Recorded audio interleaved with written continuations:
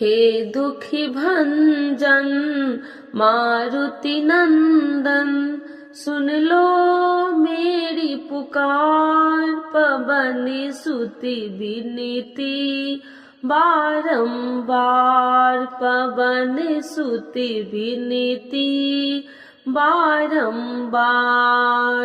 श्री हनुमान जी की जय। आज सुनेंगे मंगलवार व्रत कथा। एक बार नैमिषारण्य तीर्थ में 80,000 मुनि एकत्र होकर पुराणों के ज्ञाता श्री सूत जी से पूछने लगे, हे महामुने, आपने हमें अनेक पुराणों की कथाएं सुनाई है, अब कृपा करके हमें ऐसा व्रत कथा बताए जिसके करने से संतान की प्राप्ति हो तथा मनुष्य को रोग शोक अग्नि सर्व दुख आदि का भय दूर हो, क्योंकि कलयुग में सभी जीवों की आयु बहुत कम है।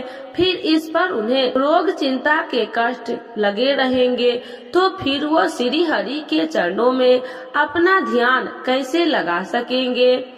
श्री सूत जी बोले, हे मुनियों, आपने लोक कल्याण के लिए बहुत ही उत्तम बात पूछी है। एक बार युधिष्ठिर ने भगवान श्री कृष्ण से लोक कल्याण के लिए यही प्रश्न किया था। भगवान श्री कृष्ण और युधिष्ठिर का संवाद तुम्हारे सामने कहता हूँ, ध्यान देकर सुनो। एक समय पांडवों की सभा में श्री कृष्ण जी बैठे हुए थे। तब युधिष्ठिर ने भगवान श्री कृष्ण से प्रश्न किया, हे प्रभु नंद नंद गोविंद, आपने मेरे लिए अनेक कथाएं सुनाई है, आज कृपा करके ऐसा व्रत या कथा सुनाइए जिसके करने से मनुष्य को रोग चिंता का भय समाप्त हो और उसको पुत्र की प्राप्ति हो। हे प्रभु, बिना पुत्र के जीवन व्यर्थ है, पुत्र के बिना मनुष्य नरकगामी होता है, पुत्र के बिना मनुष्य पितृ ऋण से छुटकारा नहीं पा सकता है और न ही उसका पुनर्ग नामक नरक से उद्धार हो सकता है। अतः पुत्रदायक व्रत बतलाइए। श्री कृष्ण भगवान बोले,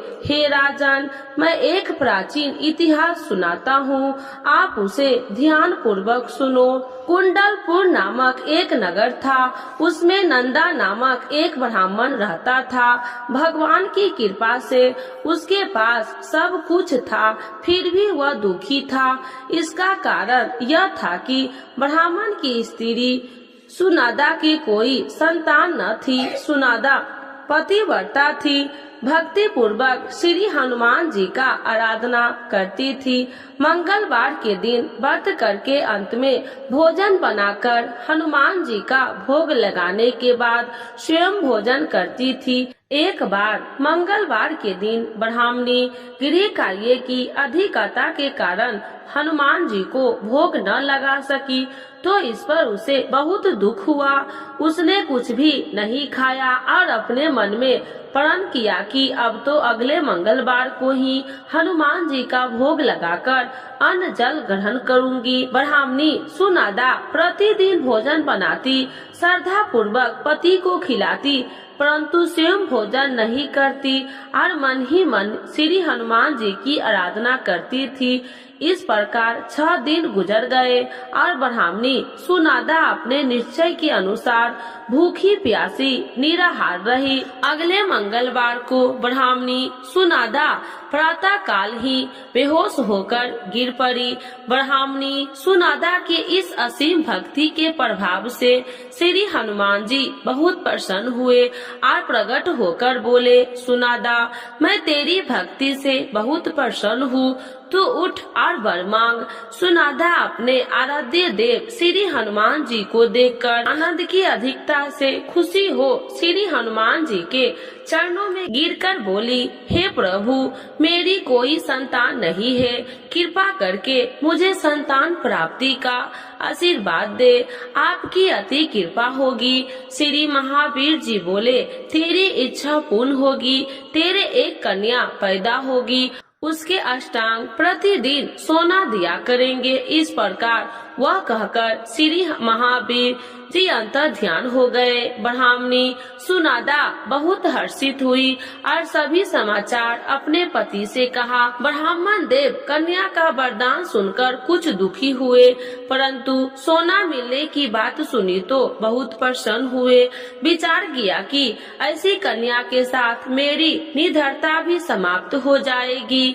श्री हनुमान जी की कृपा से वह ब्राह्मणी गर्भवती हुई और 10वें महीने में उसे बहुत ही सुंदर पुत्री प्राप्त हुई। वह बच्ची अपने पिता के घर में ठीक उसी तरह से बढ़ने लगी जिस प्रकार शुक्ल पक्ष का चंद्रमा बढ़ रहा है। 10वें दिन ब्राह्मण ने उस बालिका का नामकरण संस्कार करवाया। उसके कुल पुरोहित ने उस बालिका का नाम रत्नावली रखा, क्योंकि वह कन्या सोना प्रदान किया करती थी। इस कन्या ने पूर्व जन्म में बड़े ही विधान से मंगल देव का व्रत किया था। रत्नावली का अष्टांग बहुत सा सोना देता था। उस सोने से नंदा ब्राह्मण बहुत ही धनवान हो गया। अब ब्राह्मणी भी बहुत अभिमान करने लगी थी। समय बीतता रहा, वह रत्नावली 10 वर्ष की हो चुकी थी।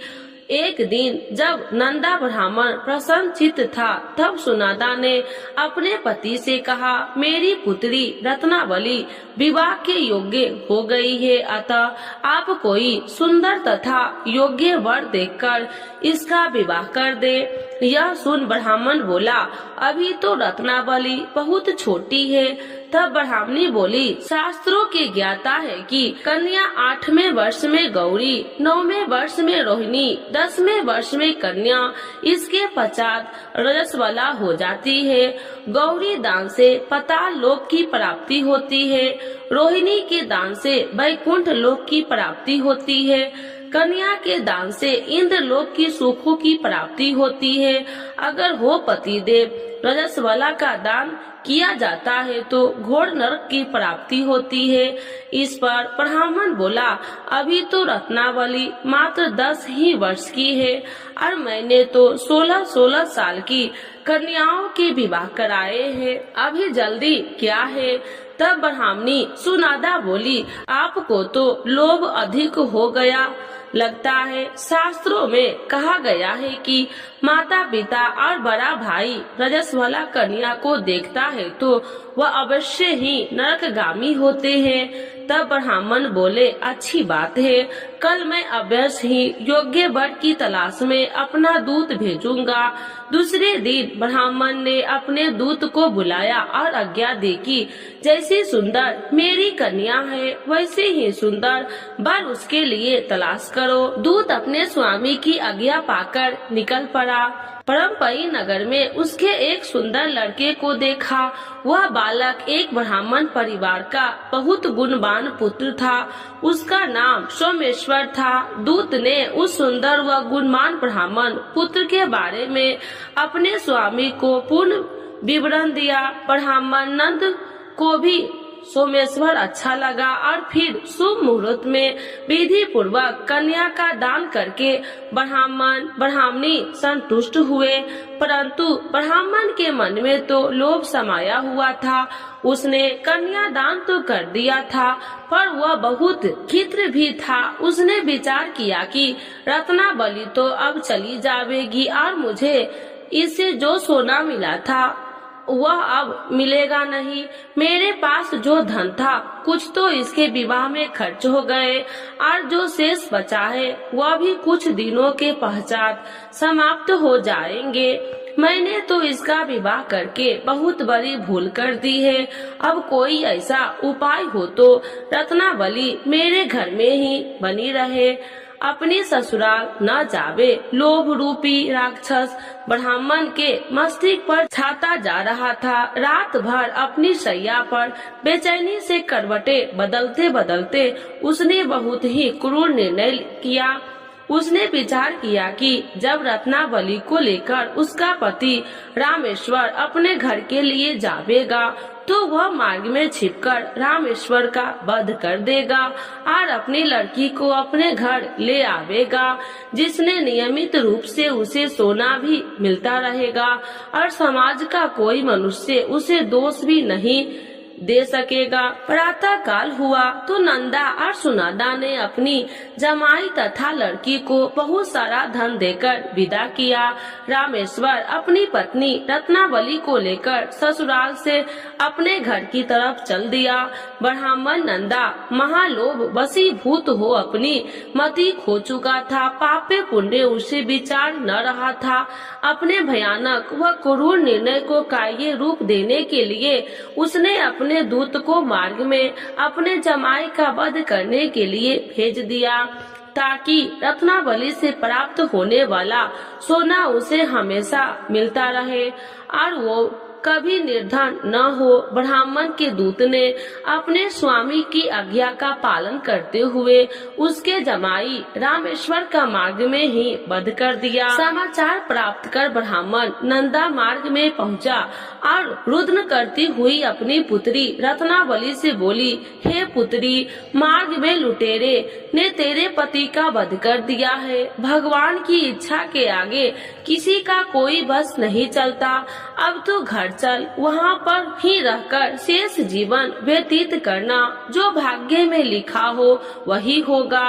अपने पति की अकाल मृत्यु से रत्नावली बहुत दुखी हुई। करुण कंदन व रुदन करते हुए अपने पिता से बोली, हे पिताजी, इस संसार में जिस स्त्री का पति नहीं है उसका जीना व्यर्थ है। मैं अपने पति के साथ ही अपने शरीर को जला दूंगी और सती होकर अपने इस जन्म को, माता पिता के नाम को तथा सास ससुर के यश को सार्थक करूंगी। ब्राह्मण नंदा अपनी पुत्री रत्नावली के वचनों को सुनकर बहुत दुखी हुआ। विचार करने लगा, मैंने व्यर्थ ही जमाई वध का पाप अपने सिर पर लिया।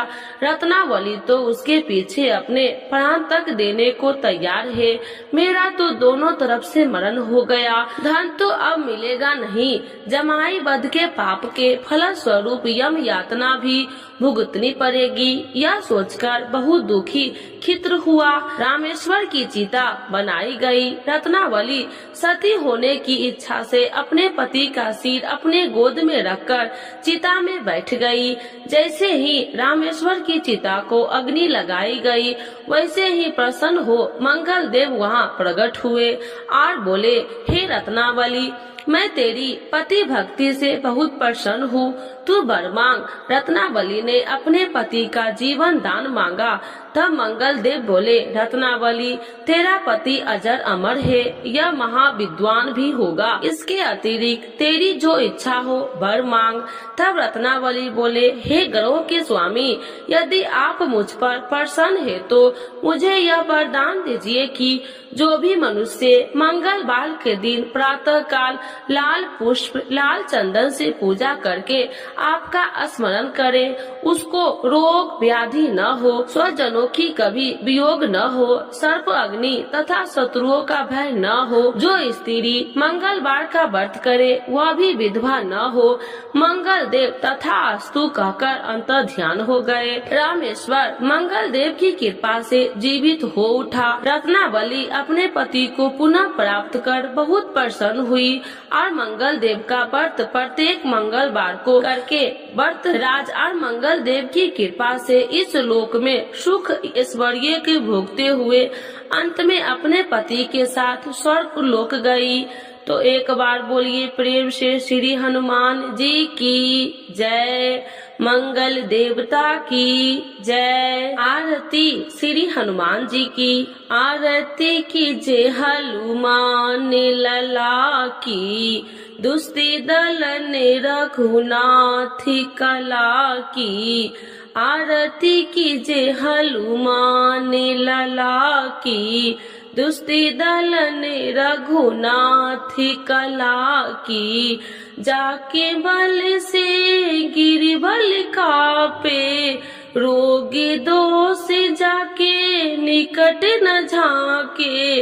अंजनी पुत्री महाबलिदाई, संतन के प्रभु सदा सहाई।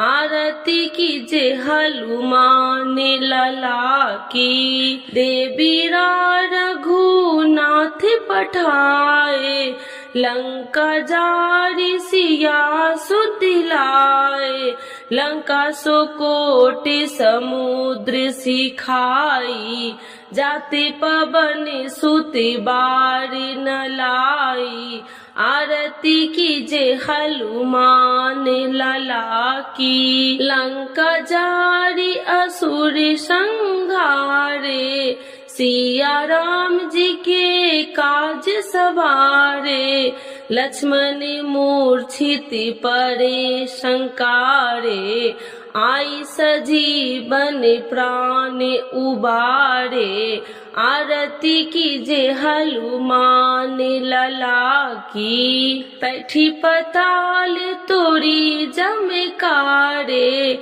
अहि रावण की भुजा उखाड़े, बाएं भुजा असुर दल मारे, दाहिने भुजा संत जन तारे, आरती कीजे हनुमान लला की।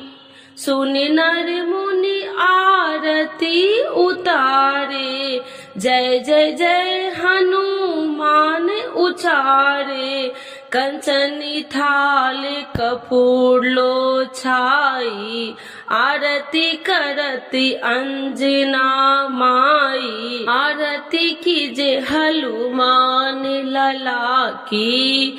जो हनुमान जी की आरती गावे, बैसी बैकुंठ परम पद पावे, आरती कीजे हनुमान लला की। दुष्ट दलन रघुनाथ कला की। तो एक बार बोलिए प्रेम से श्री हनुमान जी की जय। श्री राम भक्त हनुमान की जय। सर्व देवी देवताओं की जय।